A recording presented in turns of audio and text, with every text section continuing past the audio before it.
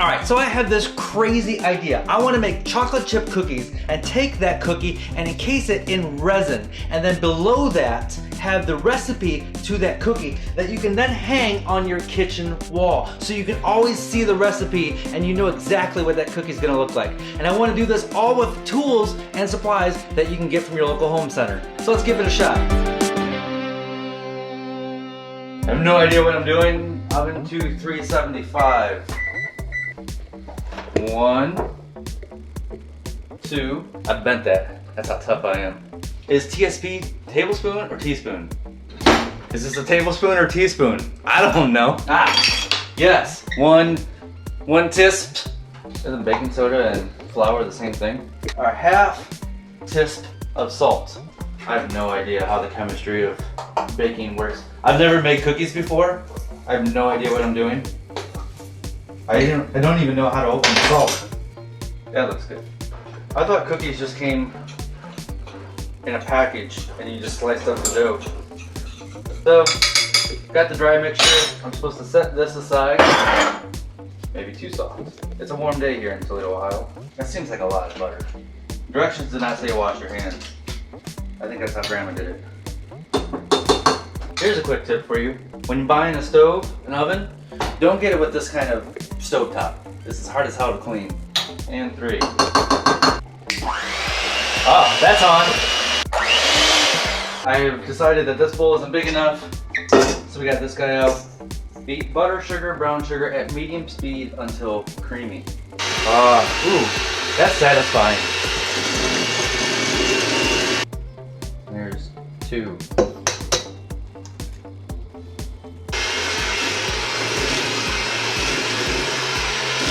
Now we're going to take the dry mixture, add it to the creamed mixture.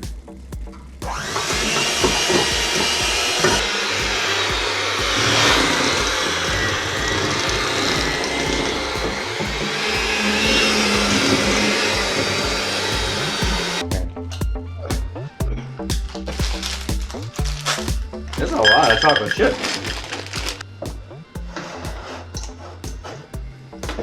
I don't know that I've ever used a cookie sheet for cookies, right? That's like when you actually use duct tape for ductwork, you feel special.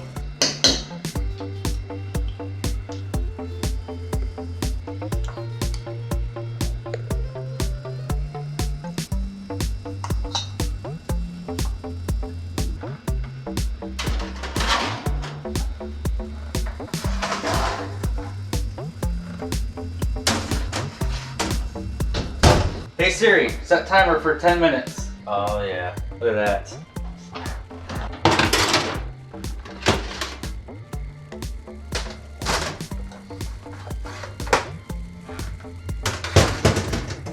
That's hot, that's hot, that's hot. So, we're on our way to Home Depot to get some supplies for part 2 of the project. And while doing so, I might as well eat some cookies.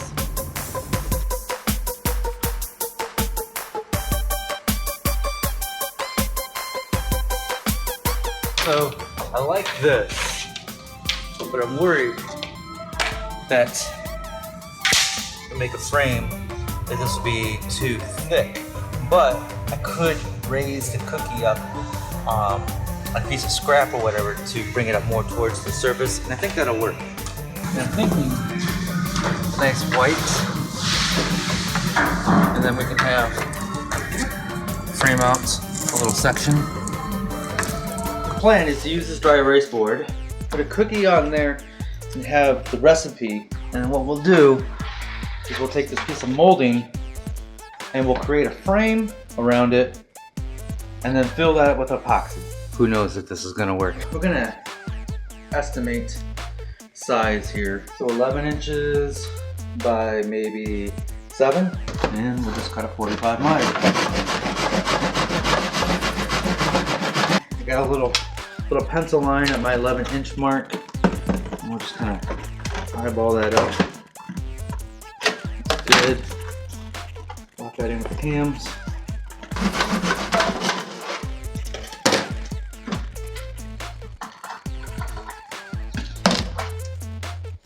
Cool, here's piece 1.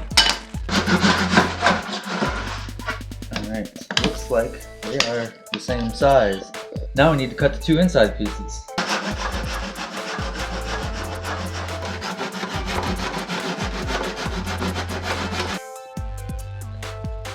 Okay, need to make another one this exact size. Cool.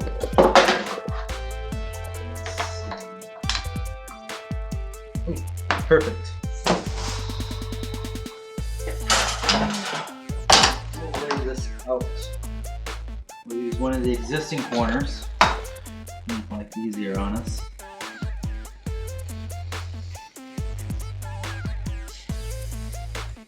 So I got my saw out. I just put in a fresh new wood cutting blade in here, and there might be a little tear out on here, but I'm not worried about that because the wood is going to cover that up.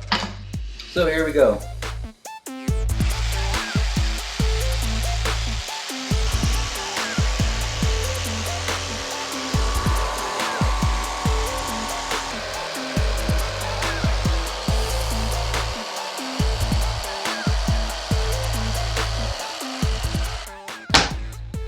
Go.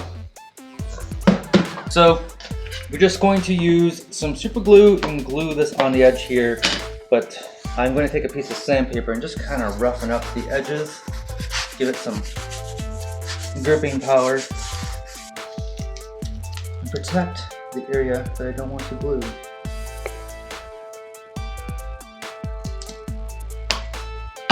And then this is just ordinary super glue. Crazy glue, CA glue, whatever you want to call it.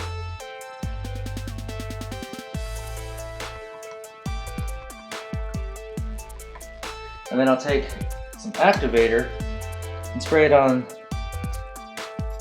the other piece, and that will create an instant bond, and we won't need any clamps. So make sure that's perfect.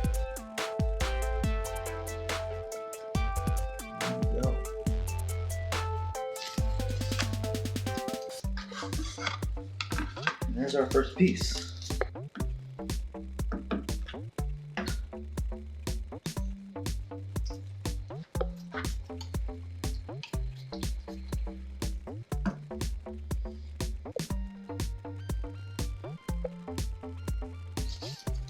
I don't think I need the tape.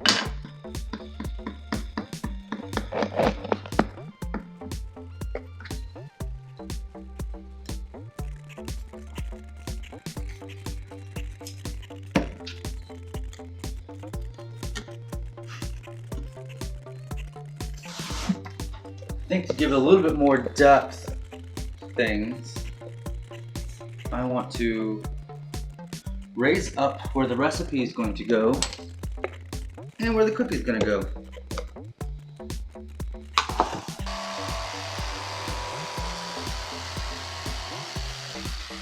So we want to raise up the cookie from the back a little bit, so I'm going to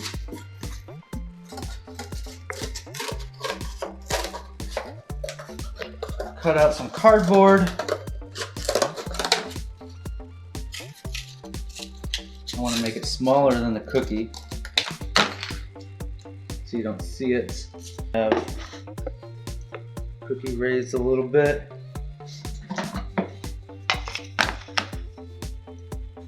Have this raised a little bit, and then we'll fill that in with epoxy. Let's glue the cookie to this, and then we'll glue the recipe to these boards here.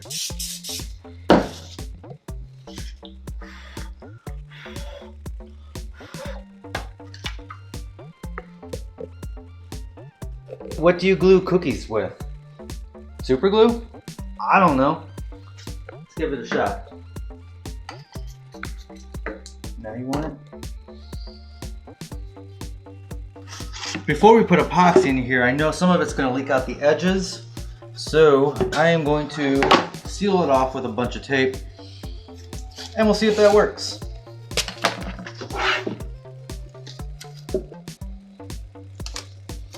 All right, so we got a two-pot. We got two-pot. We got two-pot. We got a two-part super glaze epoxy resin that we're going to mix up. Rest in peace, Tupac.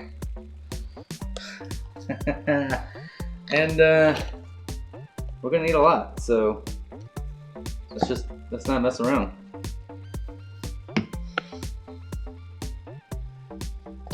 It's supposed to be clear. It's got a little amber look to it. I don't know. I've had it for a long time. Position our items where we want them. That look good. So most of the bubbles should rise to the top, but you'll find that some don't. And you can take a little butane torch to get those out. We're gonna take a heat gun. A hairdryer will probably work as well. There we go. Oh, no, the cookie's moving. Don't move, cookie.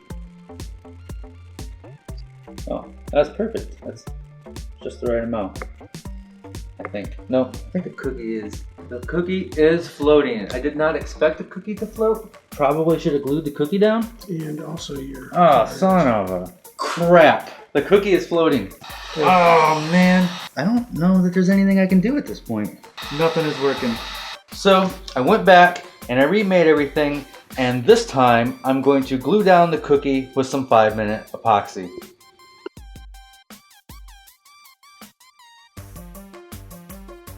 This time it looks like the cookie and the recipe is staying down. We gotta get rid of some of these bubbles, so I'm going to take a heat gun and take care of that now. Taking a heat gun, just helping these bubbles get to the top here. Don't want to get too close, because this heat gun's probably too hot for this. It's looking much better this time around, and for whatever reason this batch is a lot less yellow than the first one, so I think this is going to come out a little better. Here, I gotta get rid of a few more bubbles, but it's looking good. So we will let this dry for 24 hours and we'll come back tomorrow and see how it looks. So I come back like 15 minutes later and there's this weirdness going on here. It's almost like the top cured and then a bubble popped and it's flowing all along the outside. So once again, a total waste. There's nothing I can do to fix this. So this project is a total bust. So I really could not be more disappointed with the way this came out. So this is the first one, and look how much more yellow it is. It was unopened, but I've had it sitting around for like 1.5 years. So maybe it was old, and that's why it was more yellow. And as you saw in the video, the reason the first one didn't work is because I did not glue the cookie down, and I did not glue the recipe down. And turns out cookies float in epoxy.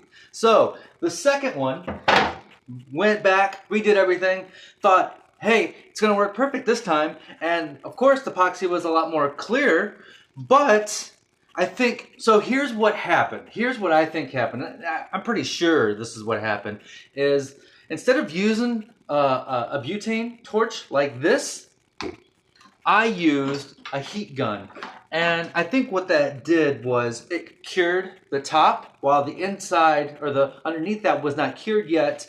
And as bubbles would come up, they would break that cure and it would come up and seep through there. It was looking so good for so long, and I just don't know what happened. And plus, I'm getting these weird bubbles here in the corner. So just an absolute complete failure.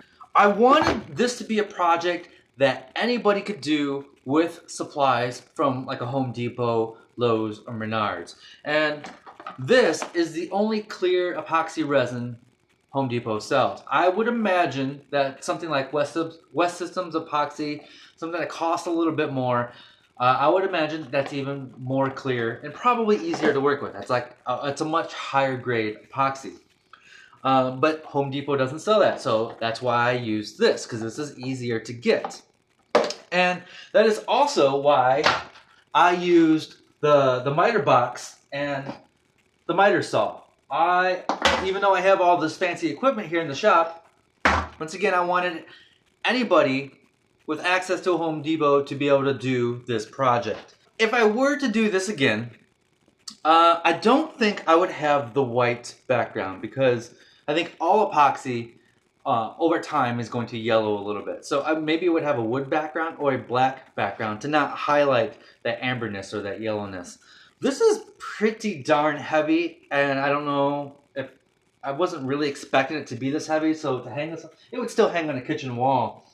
This still has the potential to be a really cool project. And so what I might do is, I'm not going to do another video like this, but maybe someday in the future, I'll do a live stream of this and, you know, maybe get some help from you guys while making it, so because we can interact in the comments. If anything, I got cookies out of it, and I learned how to make cookies for the first time. So, not a complete failure, just a disappointment. So, 3 things I want to announce. Number 1 is I started a second channel. I have moved my vlog, all the old wrap-ups, and the makers and shakers to that channel. And just yesterday, I put out the newest vlog. And so if you want to watch that, you have to subscribe to Make Something Too. The reason for that is, this channel, I want to have a very tight focus. So this channel, from now on, will have no talky videos. It'll only be project builds and tips. Second thing I want to announce is I have help here in the shop 1 day a week. And you may have heard Eric in the background of this video. He's the one that did most of the filming for this, and he's going to help me make this channel better. If you want to find out more about Eric, check out my latest vlog over on the other channel. And the third thing I want to announce is, oh wait, let me grab something. I'm working on my next book, which is coming out later this year, which means I have a deadline of the end of July to get all of it done. And the whole book is nothing but cutting boards. Check out this one. This one's pretty cool. Little ramekins fit right in there. Made out of bubinga. I really, really love working with bubinga. Might be my favorite wood now. Oh, it looks so good. Here's how you can get involved with the book. So the publisher has a great idea. We did this with the last book of, we are going to have you guys submit photos of your cutting boards, and we're going to put a gallery at the back of the book. So if you want your work published in my upcoming cutting board book, there'll be a link down below for you to go and fill out a form and upload a photo. 2 things. Number 1, you have to own the copyright to the photo, and 2, the cutting board design must be your own. And picture quality is going to be very important. The publisher is going to pick the ones that are going to make it into the book. So the better your pictures look, the more creative your cutting boards are, the bigger the chance of you actually getting into the book. So the deadline for that is August 15th. The book is coming out later this year. It'll be out in time for Christmas, so please check that out. And thank you for watching. Next video, really could not be more disappointed with this, but we live and learn. That's what this channel is about. It's about experimenting, it's about making, it's about failing, and it's about learning. So that is it, folks. As always, be safe, be passionate, and make something. Oh, good cookie. That's good.